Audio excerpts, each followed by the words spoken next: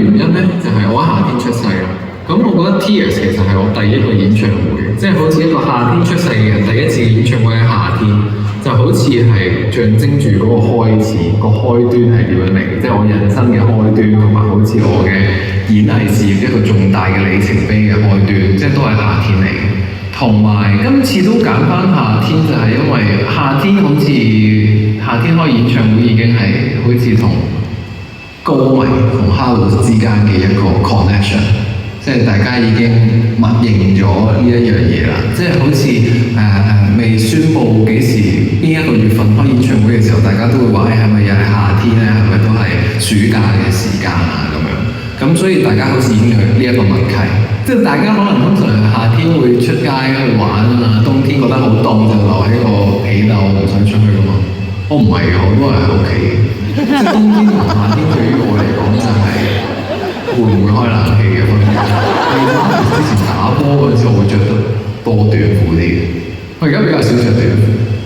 我而家就算夏天都係着長褲，但係就習慣咗着長褲咯。同埋唔知點解大家中意 show 大我啲腳毛嚟睇啊，咁咪避一避。所以就長褲比較多咯。其實每一次嘅活動都知道佢哋好辛苦㗎啦，因為好多時候佢哋都即係為咗有一個好啲嘅位置去支持到你，或者幫你影到相 support 到你，佢哋都會早好多去排隊。咁所以係每一次都好辛苦嘅。即係我同埋我覺得有即係絕對唔係必然咯。即係我同時亦都好擔心大家會即係長時間咁樣好辛苦、好唔舒服。我同時間又好擔心，但係咧另一方面又知道佢哋係好想去做呢一樣嘢，就係因為好簡單，就係你出席活動嘅時候知道你見到佢哋，你會好開心。即係雖然係為咗你嘅嗰下見到佢嘅開心而做咁多嘢。喺呢度就要呼籲喺 Summer Day 喺夏天支持我嘅朋友仔，大家要做好防曬措施，同埋最緊要飲多啲水。然後真係嘅雖然我見到大家係當然唔一定好開心啦，咁但係如果係真係唔舒服嘅話，我會覺得即係大家嘅身體一定緊要過係見我嘅。其實我覺得。